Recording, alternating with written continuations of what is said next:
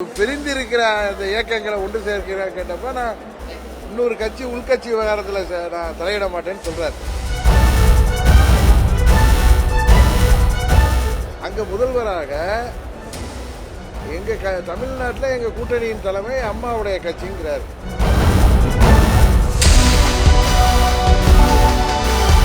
முதல்வர் வேட்பாளர் அறிவிக்க வேண்டியது அவங்களுடைய பொறுப்பு. அது நீங்க அமித்ஷா வாயால சொல்லலைன்னா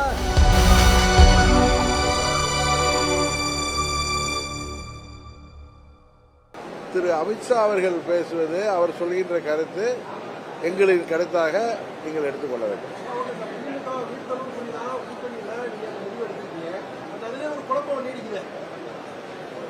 நீங்க சொல்ற மாதிரி ஏதோ குழப்பம் இருக்கிறதா எனக்கு தெரியல. அதிமுக தலைமை தான் கூட்டணி அதிமுக அந்த கூட்டணிக்கு தலைமை அவர் நான் தான் முதல்வர் கலைஞர் சொல்றாரு. அந்த கூட்டணியில் தான் பாஜக இருக்கு. ஆனா அமித்ஷா என்ன சொன்னார் அப்படின்னா அதிமுகவை சேர்ந்த ஒருவர் தான் முதல்வர் சொல்றாரு. இப்ப 2024 தேர்தலில் மோடி அவர்கள் தலைமையிலான மோடி அவர்களை பிரதமராக்க வேண்டும் என்பதற்கான தேசிய ஜனநாயக கூட்டணியில அன்றைக்கு அதிமுக இல்லை, அவங்க தனித்து போட்டிட்டாங்க. மாண்புமிகு அமித்ஷா அவர்கள் அம்மாவின் தொண்டர்கள் எந்த கட்சியில் இருந்தாலும் அதெல்லாம் ஒரே குடையின் கீழ் கொண்டு வரணுங்கிற முயற்சியில் இன்றைக்கு அதிமுகவை எங்களது கூட்டணிக்கு கொண்டு வந்திருக்கிறார்.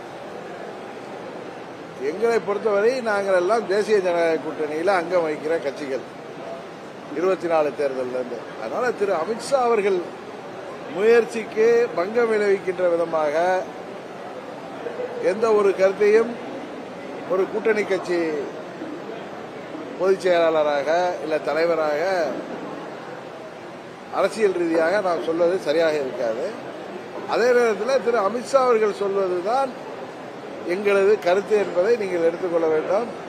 அதை நீங்க எத்தனை கேள்வி கேட்டாலும் திரு அமித்ஷா அவர்கள் என்ன சொல்லியிருக்கிறாரோ அதுதான் எங்களுடைய நிலைப்பாடுன்னு நான் பல முறை கிளிப்பிள்ளை மாதிரி திரும்ப திரும்ப நான் போற இடங்கள் எல்லாம் சொல்லிட்டு இருக்கேன்.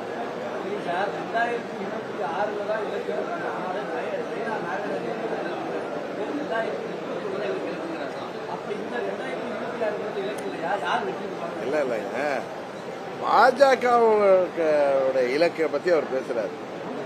தேசிய ஜனநாயக கூட்டணி இலக்கு திமுக வீழ்த்த வேண்டும் என்பது அவங்க கட்சி நிர்வாகிகள் பாஜக கட்சி நிர்வாகிகள் கூட்டத்தில் அவர்கள் 29 பாராளுமன்ற தேர்தலில் நாம் நிறைய எம்பிக்களை தமிழ்நாட்டிலேருந்து அனுப்பணும், அதுதான் நமது பாஜகவுடைய இலக்கு. இந்த தேர்தலில் பாஜகவுடைய இலக்கு திமுக வீழ்த்தி கூட்டணி ஆட்சி அமைக்கணும் கிளியரா சொல்லியிருக்காரு. நீங்க அதை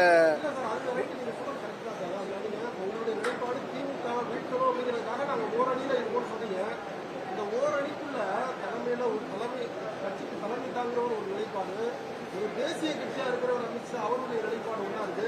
இப்ப இதுலயே அதிமுக தேர்தல் இல்ல இல்லங்க, அவரு கிளியரா நீங்க இன்னொன்னு மறந்துட்டு இல்ல மறுத்துட்டு பேசுறீங்க. நீங்க அன்றைக்கு திரு அமித்ஷா வர்றப்பெல்லாம் என்ன கேக்குறீங்க? திரு பன்னீர்செல்வம் இவங்க எல்லாம் அதிமுகவில் ஒன்றிணைப்பீங்களான்னு கேக்குறீங்க. அவர் என்ன சொல்றாரு? இன்னொரு கட்சி விவகாரத்தில் நாங்க தலையிட மாட்டோம்.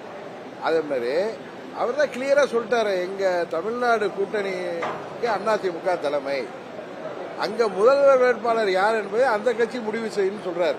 அதான சரியான. எப்படி திரு பன்னீர்செல்வமோ இல்ல அதிமுக பிரிந்து சென்றவர்களை இணைப்புங்கிற முயற்சி இன்னொரு கட்சி விவகாரம் அவர் பாக்குற மாதிரி முதலமைச்சராக அதிமுகவை சேர்ந்தவர் வருவார்னு சொல்றதோட அவர் நிறுத்திக்கிறது தானே சரியான வார்த்தை. அது அதிமுக தானே முடிவு செய்வாங்க யாரு முதல்வர்னு. அதையே இப்படி குழம்பிக்கிறீங்க நீங்க?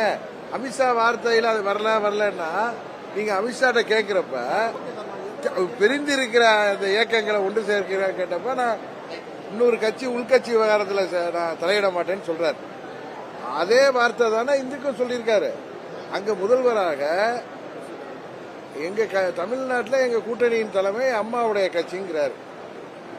அந்த கட்சியை சேர்ந்தவர் தான் முதல்வர்னு அவர் அதோட நிறுத்திக்கிறார். ஏன்னா அதுல முதல்வர் வேட்பாளர் அறிவிக்க வேண்டியது அவங்களுடைய பொறுப்பு. அது நீங்க அமித்ஷா வாயால சொல்லலைன்னா அவர் கிளியரா உங்களுடைய முதல் கேள்விக்கு என்ன பதில் சொல்றாரு அதை ஒன்று ஏத்துக்கிறீங்க. இன்னொரு கட்சி விவகாரத்தில் நான் தலையிட மாட்டேன்னு அவர் முதல்வர் வேட்பாளர் அந்த கட்சியோட விவகாரம் அப்படின்னு அவர் பார்க்கிறார். அது சரிதானே? இப்ப நீங்க கிளியர் ஆயிட்டீங்களா? ரைட்.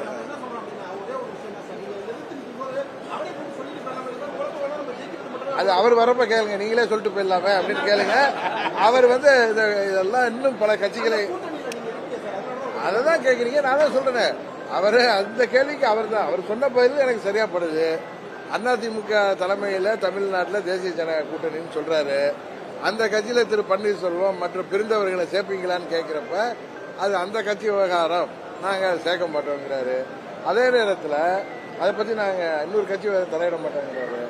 அதே நேரத்தில் திரு நயினார் நாகேந்திரன் எங்க கூட்டணியில அமமுக திரு பன்னீர்செல்வம் அவர்கள்லாம் இருக்காங்கன்னு அவர் மாநில தலைவர் அதை கரெக்டா சொல்றாரு. நீங்க முதல்வர் வேட்பாளரை பத்தி சொல்றப்ப அமித்ஷா ஏன் சொல்லுங்க, அவர் அது அந்த கட்சி தீர்மானிக்க வேண்டியது, அது அவங்க சொல்லுவாங்கன்னு சொல்றாங்க.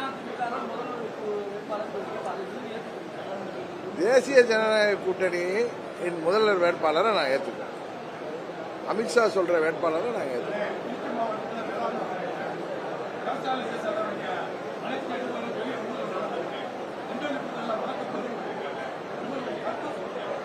நீங்க தான் இப்ப கரெக்டா கேக்குறீங்க. இப்ப இவங்க ரெண்டு பேரும்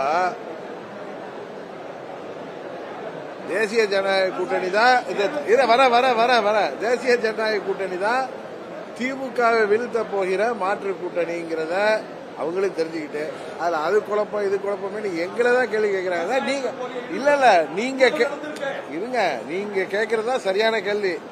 இந்த மக்கள் விரோத ஆட்சியில நடக்கின்ற முறைகேடுகள், ஊழல்கள், ஒரு குடும்பத்தின் பிடியில தமிழ்நாடு தத்தளிக்கிறது. தேர்தல் வாக்குறுதிகளை நிறைவேற்றாம இந்த தமிழ்நாடு இன்றைக்கு தமிழ்நாட்டு மக்கள் ஏமாற்றப்படுவது, சிறு குழந்தையிலிருந்து வயது வாய்ந்த முதியவர் வரைக்கும் பெண்மணிகளுக்கு பாதுகாப்பு இல்லை, பாலியல் கஷ்டங்கள், எங்க பார்த்தாலும் போதை மருந்து கலாச்சாரம், சட்டம் ஒழுங்கு சந்தேகிக்கிறது. சட்டம் ஒழுங்கை பாதுகாக்க வேண்டிய காவல்துறையை அன்றைக்கு படுகொலை செய்கின்ற அளவுக்கு அஜித்குமார் கொலை போன்ற பல நிகழ்வுகள் நடக்குது. இன்னும் சொல்ல போனா மின்சார கட்டண உயர்வு, பால் பொருட்கள் விலை உயர்வு, விவசாயிகளுக்கு நிம்மதி இல்லை. அரசு ஊழியர்கள் இன்றைக்கு கூட கைது செய்யப்பட்டிருக்காங்க. பகுதி நேர ஆசிரியர்கள், நீங்கள் தேர்தல் வாக்குறுதியில எங்களை பணி நிரந்தரம் பண்றேன்னு சொன்னீங்களே, அதை செய்யுங்கன்னு சொல்லி போராடினா அவங்க கைது செய்யப்படுறாங்க. பழைய ஓய்வு திட்டம் அறிவித்த ஸ்டாலின் அவர்கள் அதை இழுத்து அடிக்கிறாரு. இது போல அரசு ஊழியர்கள், ஆசிரியர்களுக்கு, நெசவாளர்கள், விவசாயிகள், மெயினா இன்னும் சொல்லப்போனா மருத்துவர்கள், செவிலியர்கள், ஏன் மாற்றுத்திறனாளிகள், அனைத்து தரப்பு மக்களும் இன்றைக்கு சாலைக்கு போராடுகிறார்கள். அவர்களை இந்த அரசாங்கம் வஞ்சித்து வருகிறது. இன்னும் சொல்ல போனா நீங்க சொல்ற மாதிரி நமது மணப்பாறை பகுதி மாத்திரம் இல்ல, திருச்சி மாவட்ட பகுதி மேல தமிழ்நாடு முழுவதும் அது மாதிரி தமிழ்நாடு முழுவதும் விவசாயத்துறை மாத்திரம் இல்ல, தமிழ்நாடு முழுவதும் விவசாயத்துறை மாத்திரம் இல்ல, அனைத்து துறைகளிலுமே ஊழல் முறைகேடுகள் பெருக்கெடுத்து ஓடுவதாக மக்கள் கொதித்தெழுகிறார்கள். நீங்க கேட்கிற மாதிரி இன்னைக்கு பாலம் கட்டப்படுற 15-16 கோடிக்கு கட்டப்படுகின்ற பாலம் வெள்ளம் அடிச்சிட்டு போகுது. மூங்கில் பாலம் கூட நம்ம ஊர்ல ஸ்ட்ராங்கா இருந்த காலம் உண்டு. சாலைகள், முதல்வர் திறந்து வைக்கிற கட்டடங்கள் அடுத்த 2 நாள்ல தகுதி இல்லாம போகுது. ஆனா முதல்வர் அவங்க கட்சிக்காரங்களை வீடு வீடா அனுப்பி திமுக காரர்கள் நாங்க 4 ஆண்டுகள் சொன்ன வாக்குறுதிகள்லாம் நிறைவேற்றல, தமிழ்நாட்டில் சட்ட ஒழுங்கு சந்தேகம் இருக்குது, போதை மருந்து பழக்கம் கொடிகட்டி பறக்குது, இன்னும் சொல்ல போனா கூலிப்படைகள் அதிகமாகி யாரும் உயிருக்கும் பாதுகாப்பு இல்லை, காவல்துறையே இன்றைக்கு ஏவல் துறையாக, கொலை செய்கின்ற துறையாக பல இடங்களில் மாறி வருகிறது, அதனால எங்களை மன்னிச்சிருங்க, எங்களுக்கு மீண்டும் வாய்ப்பு கொடுங்கன்னு கேட்கிறப்ப மக்கள் கொடுக்க மாட்டேன்னு சொல்றாங்க.